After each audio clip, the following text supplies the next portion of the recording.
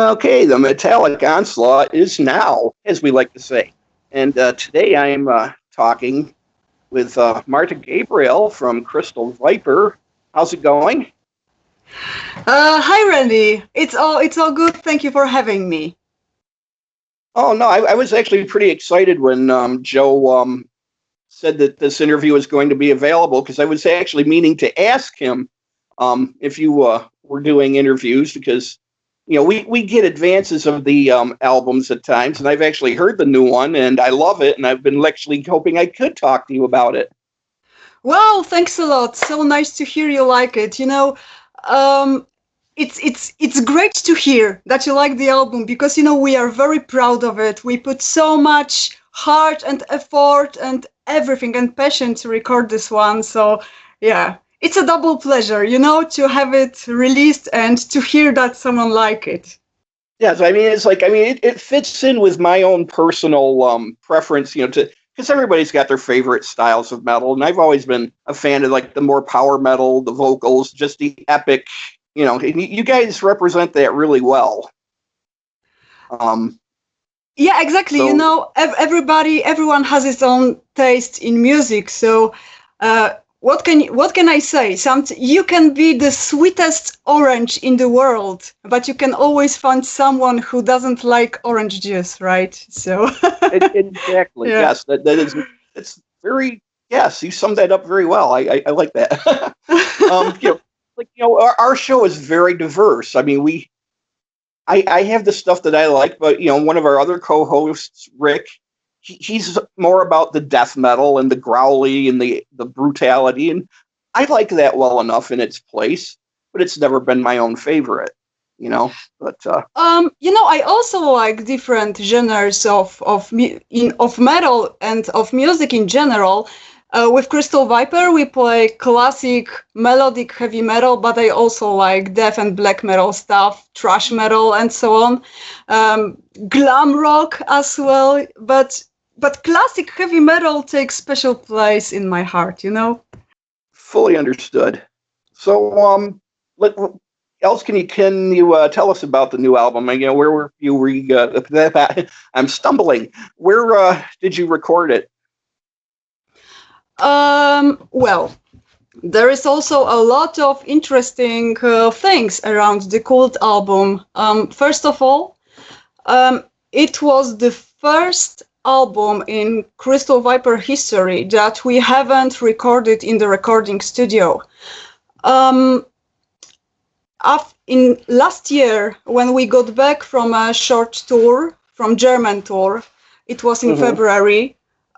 This pandemic began, and we already knew. Yeah, and we already knew that all our live show are going to be postponed or cancelled completely. So we decided to not waste entire year and to start working on the new album. And we started working on it. It was March, and at the end of August, everything was ready. Songs were composed, all tracks were recorded, so the album was done. So it was actually pretty quick to get this album together, to get it done, to get it recorded. And another interesting thing about this album is that we recorded it with a new drummer, because 2 years ago, right now it's 2 years already, our previous drummer, Golem, quit the band. So this is the new album with Cedric Forsberg on behind the drums.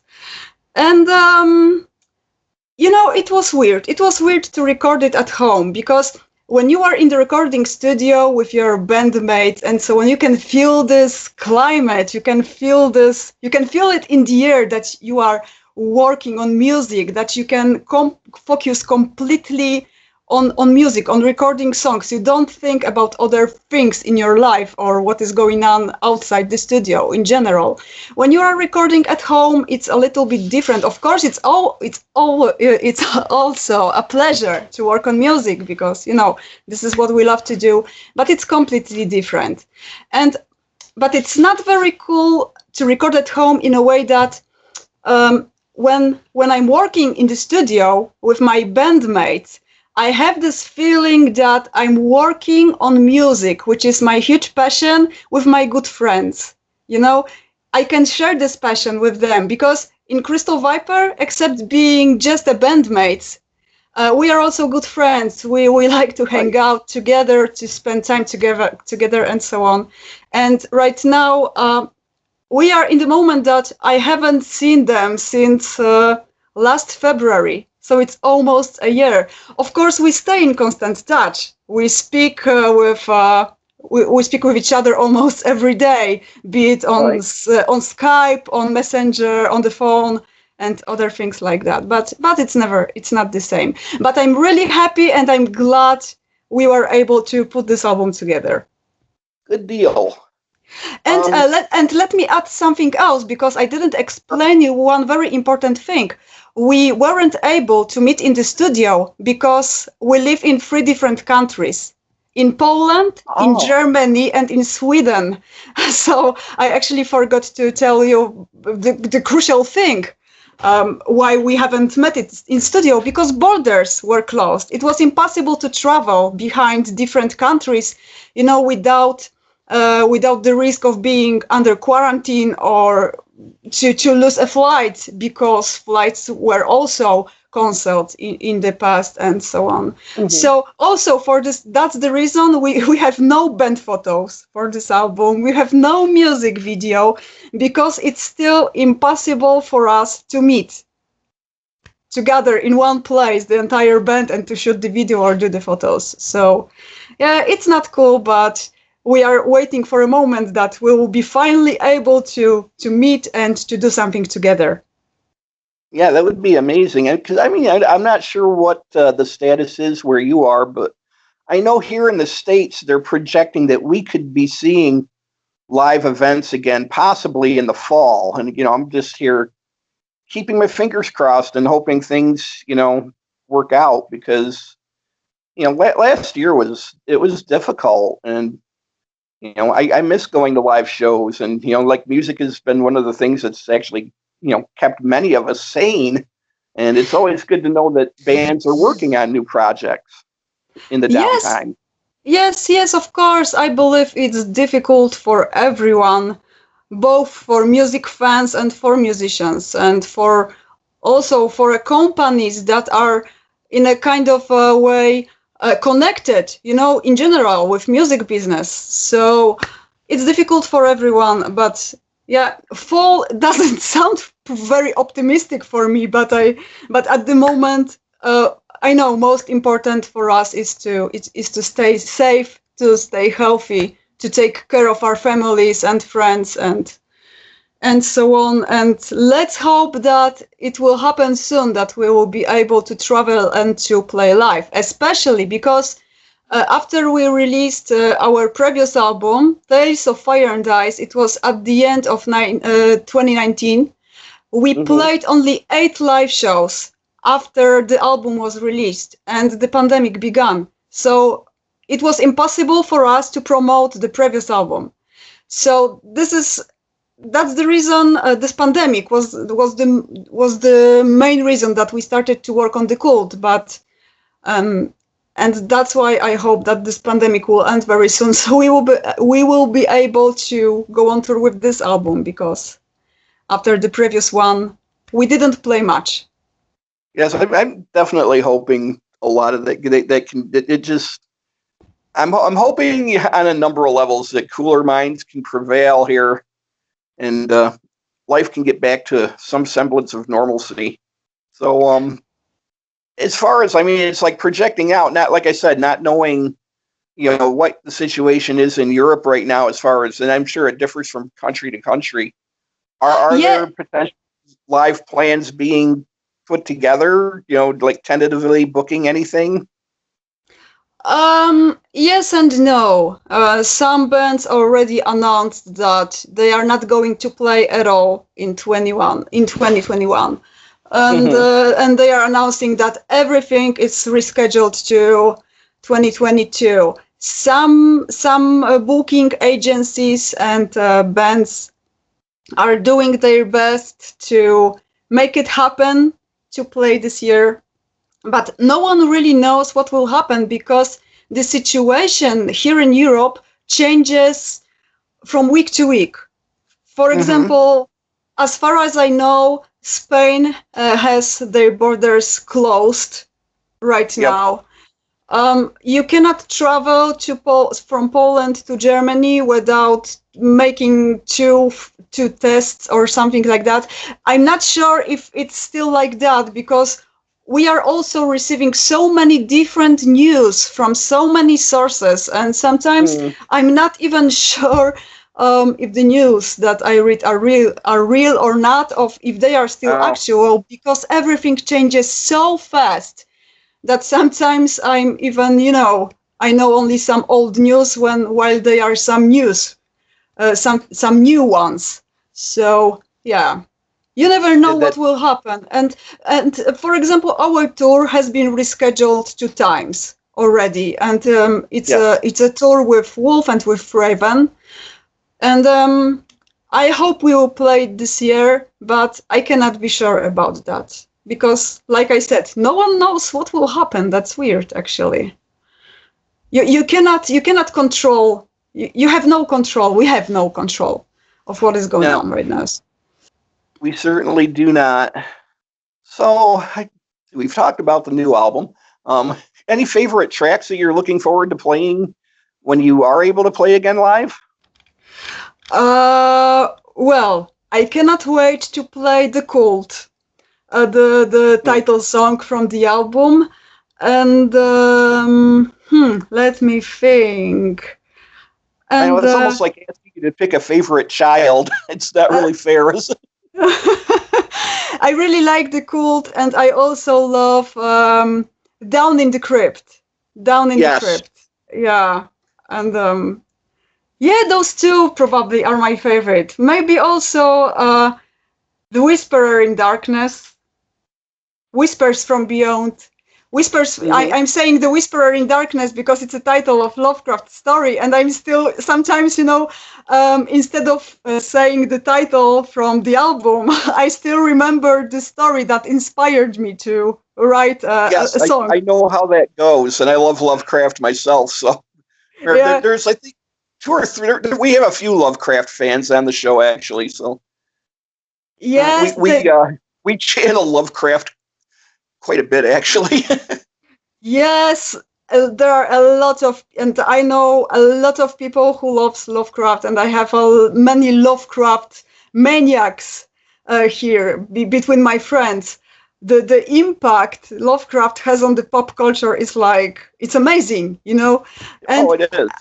And it's a kind of interesting thing regarding new album, Lovecraft and Crystal Viper fans, because some friends of us and of ours and some Crystal Viper fans who got to be interested in the album and the concept around the album, they started to ask me, what is it about? Is it about the book or movie or something? And these were people who didn't know Lovecraft, before that. And I told him, what is this album about, and so on. And they actually started to read Lovecraft stories, and they loved it. So it's always nice to hear that I inspired a Crystal Viper inspired someone to reach for the books, because I personally love to read. I love to Same here.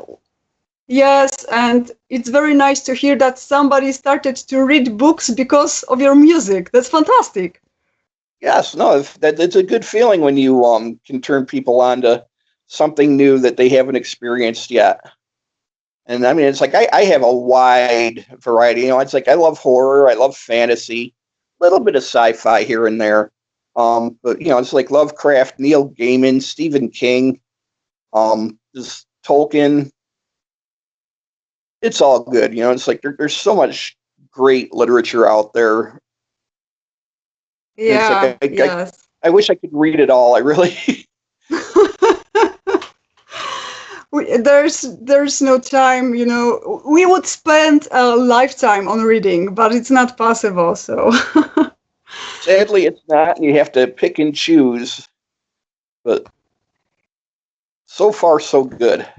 Yeah, but you know, regarding reading Lovecraft, it was the first time in my life that I got into someone's literature so much that it was like when I finally started to read his stories, I loved them so much that, for example, when I started reading in the afternoon, and after that I couldn't read, I was listening those stories as audiobooks, you know, because I felt like I need to finish this story. I cannot wait till another day or something like that. And in the evening, when I was going to bed and I was reading his book before going to sleep, I was having dreams about his stories. You know, that was amazing. So I completely sunk into his works. That was amazing. That there were moments that I almost felt like a character from his stories because of those dreams, you know, because as Lovecraft fan, you probably know that in his stories it happened a lot that main characters were having dreams about all those creatures and stuff. Yeah, so it had entire dream cycle there to enjoy. There's this entire cycle of stories that revolve around that. Yeah, it's my brother has. I can't remember. I've got one collection. He's got another. He's got a couple of collections, but I'm pretty sure he's got the Dream Cycle collection. And I've got some of like the earlier stories before he got more into the cosmic horror. But it's all good. It's like everything he's written is pretty much gold. If you have the patience to, immerse yourself in it. Yes, and I agree that both those very short stories are amazing, where are like 3 pages or something, as well as those very, very long. Like, for example, my favorite story is At the Mountains of Madness. That is one that I still have not been. I need to pick that one up, and actually, because everybody recommends it, and it's like one of the only stories I haven't read. Because I've read Call of Cthulhu, but Mountains of Madness is one that I still haven't sat down with because I always seem to have something else on the reading list, and then I'll think of it, and I'm like, no, I want to finish this first. And then by the time I finish that, I forget about, But one of these days, I am going to read that. Matter of fact, I'm going to probably write that down. Yes, I truly recommend this one. It's a long one. It's a one. It is. Yeah, yes, it's a very long one, and I loved it so much that I will probably read it again very soon because, yeah, it's my favorite one. And actually, a song from our album Forgotten Land was inspired by these stories, and it's also one of my favorite tracks from the album Forgotten Land. Yeah, but you need to read this one. You're gonna love it. Trust me. That is what everybody tells me. I'm going to change that. Yeah, so they are wise people. I'm actually probably going to recommend mention to one of our guest hosts, Soraya Azkath, who he hosts. He's a guest host on our show, and he also hosts his own show called The Last Exit for the Lost. And he's a bigger Lovecraft fan than I am, and I'll have to mention it to him that you two might have a lot to talk about.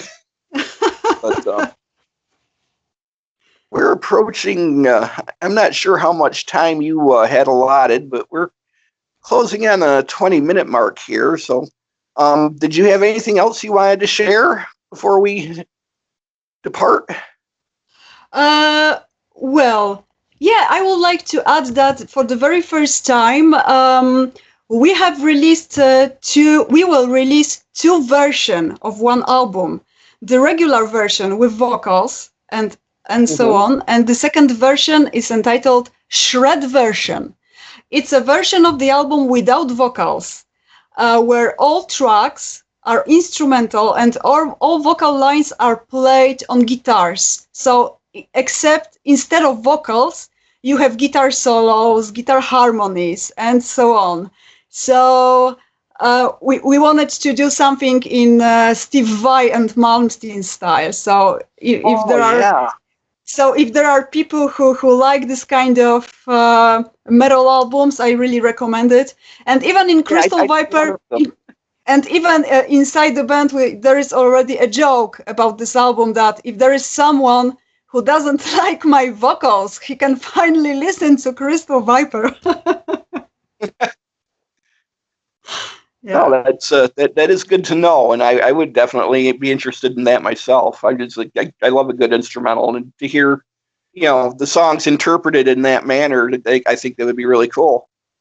Yes, I really recommend it because it's something new. As for us, it's something new. But I wanted to do that for years, especially because when I'm composing music, first version is always instrumental because, I play piano, I play guitar, I do all arrangements, with my instruments.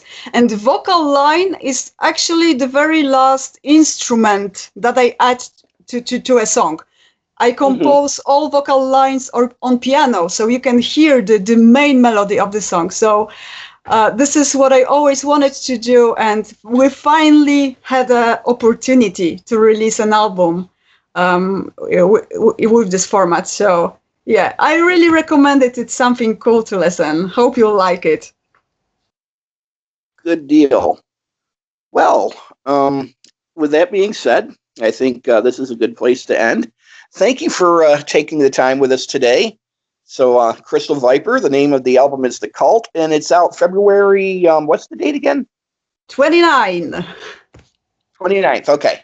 Or wait, are you sure it's the 29th? That would have been a leap year last year. Maybe 28th? Right now I'm not sure about anything. I really had to think about that for a second. It's like, wait, we would have had a 29th last year. I think it's January 29. Okay, January 29th would make, yes. Okay. I'm horrible with dates, I'm horrible with dates and with titles. For example, sometimes during the interviews, I'm asked about, if I could say, for example, 5 albums that I would take to a, desert island or something like that, or 5 albums that I can't live without. And the truth is there are many, but I don't remember the titles of the album. I just go to a second room, I take the album, from the shelf and put it into my CD player. But I never remember the title of the album. So yeah, I have a horrible memory. I can relate to that. My short term is terrible sometimes. And then people are like amazed and sometimes annoyed that I can remember things crystal clear from like 30, 40 years ago, though. It's a little nuts. Yeah. But I sometimes but I sometimes remember what is on the cover art, So I cannot tell the title of the album, but I say something like, there is this blue cover art with the witch on it or something like that. Yeah. So sometimes it's funny. It is. I fully agree. Okay, well, once again, thank you for taking the time to talk with me today. You'll be able to find this on the Randy Metalwulf YouTube page, and possibly as well as the Metallic Onslaught, the Last Exit for the Metallic Onslaught, the page that we share with Last Exit for the Lost, all on YouTube.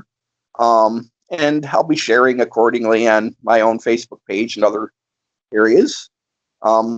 So good luck in the rest of 2021. I hope you guys can manage to get out on the road and play this new music soon. Thank you very much for nice words, and thank you very much for this interview and for supporting Crystal Viper. It means a lot, and I really hope your listeners will like our new album because, like I said, we are very proud of it, and it's thanks a lot. As you should be. It's a tight, solid metal album. Possibly going to be one of my favorites of the year. This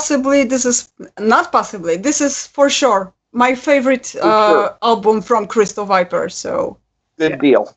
I only say that because it's like still early in the year and we get so much music, but I have a good feeling that this one's going to be among my favorites by the time we compile all the info at the end of the year again. Wow, nice to hear that. Hope it's gonna be like that. Right on. Okay. Thank you once again.